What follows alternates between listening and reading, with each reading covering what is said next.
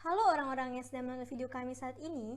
Indonesia merupakan salah satu negara yang memiliki jumlah masyarakat terbesar keempat dengan jumlah penduduk sebesar kurang lebih 268 juta jiwa. Dari jumlah penduduk sebanyak itu, tentunya kita semua tidak ingin adanya ancaman yang dapat menghancurkan negeri Indonesia tercinta ini, bukan? Maka dari itu, inilah penjelasan kami tentang ancaman negara Indonesia dalam bidang politik. Namun, sebelum itu, mari kita simak berita-berita berikut. 11 Maret diriku masuk penjara. Awal ku menjalani proses masa tahanan, hidup di penjara. Sebelumnya KPK menetapkan Ketua Badan Penyihatan Perbankan Nasional atau BPPN periode 2002-2004 Syafruddin Arsyad Temenggung sebagai tersangka kasus bantuan likuiditas Bank Indonesia atau BLBI. Partai politik yang menjadi sorotan Komisi Pemberantasan Korupsi KPK. Dari data Komisi Anti Rasuah, diprediksi lebih dari 60% kasus korupsi yang diproses KPK merupakan politisi yang menempati posisi sebagai wakil rakyat hingga kepala daerah. KPK menyarankan agar pemilik suara melihat rekam jejak peserta pemilu pada 17 April mendatang. Mantan korupsi, saya kira kita pelajari, dan begini, ini kan demokrasi Pak. Kita umumkan aja ke rakyat, kalau rakyat nggak mau milih ya nggak akan dipilih. Kan begitu. Yang jelas Pak, kalau kasus itu sudah melalui proses, dia sudah dihukum dan kalau memang hukum mengizinkan, kalau dia masih dianggap masih bisa dan rakyat menghendaki dia, karena dia punya kelebihan lain, mungkin korupsinya juga nggak seberapa.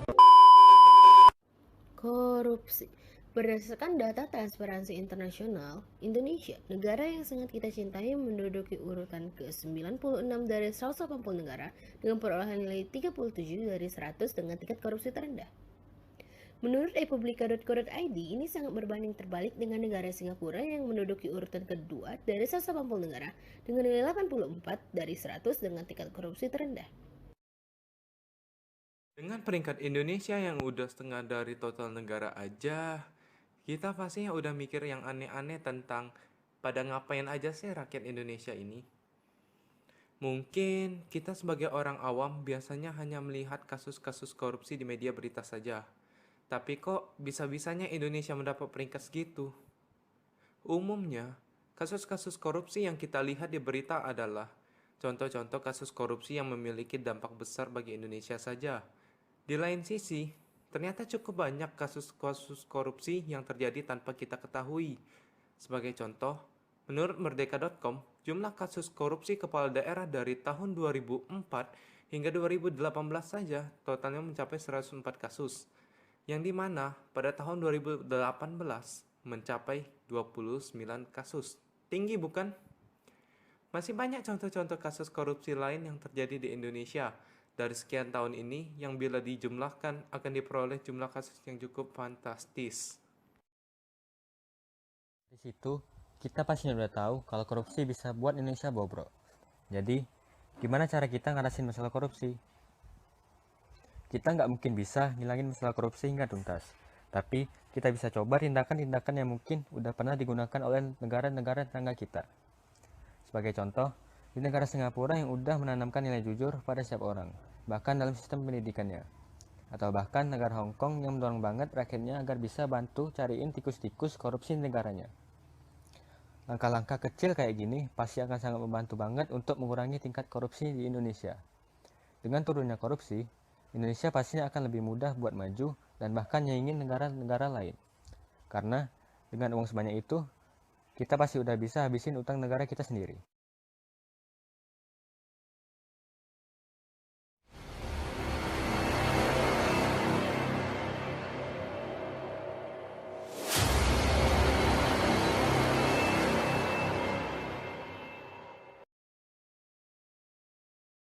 Assalamualaikum warahmatullahi wabarakatuh.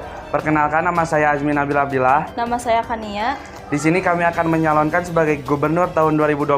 Kami akan menjadi gubernur yang mensejahterakan rakyatnya untuk masa depan. Jangan lupa pilih kami. Nomor 2.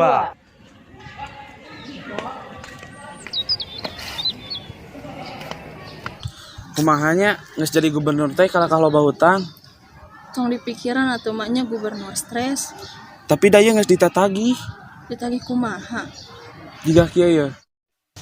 Jadi kamu kapan mau bayar hutang-hutang saya? Tolong kasih waktu, Bu. Saya akhir-akhir ini banyak masalah di keuangan. Emang saya peduli?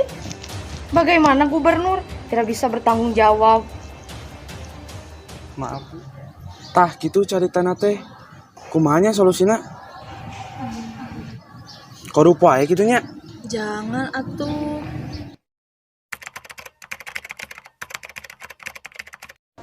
Jadi gitu Pak, Bu masalahnya. Oh gitu. Sebagai sesama pejabat nih ya, kita kan pejabat. Kita punya jalan keluarnya nih. Bahasa gaul nama jalan pintasnya. Mau tahu gak Bapak? Emang boleh tahu? Ya boleh lah, orang kita berdua yang nawarin. Jadi gini, kan pejabat itu tugasnya menyejahterakan rakyat. Iya betul. Boleh dong kapan-kapan rakyat yang nyejahterain kita. Maksudnya? Ya ambil aja uangnya Pak, pakai aja uangnya. Maksudnya korupsi? Ya mungkin begitulah. Santai aja. Jangan kaget gitu dong Pak. Tenang Banyak aja, kok pejabat-pejabat yang kayak kita, nggak kita doang. Iya, orang kita aja udah beberapa kali melakukan hal korupsi. Ah udah itu mah rahasia negara.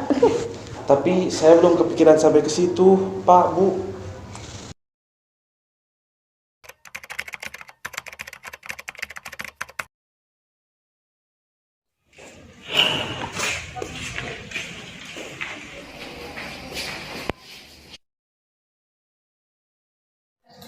Bapak Azmi ya? Sama Ibu Pio ya? Saya dengar-dengar Bapak lagi krisis. Krisis uang? Iya, ini saya, jangan bilang-bilang ya. Ini saya ada uang. Uang untuk apa? Ya untuk Bapak lah. Untuk korupsi? Iya, di uang rakyat. Aduh, saya belum kepikiran sampai ke sana, Bu. Makasih ya udah nawarin, tapi saya belum kepikiran sampai sana. Ih, kenapa sih Bapak sensitif banget?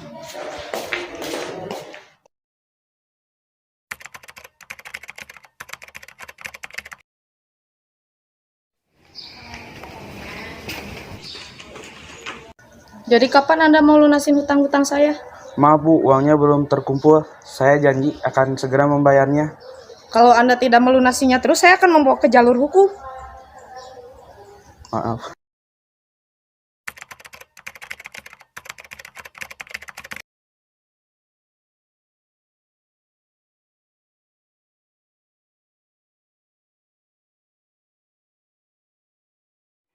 Jangan lupa pilih kami. Nomor 2.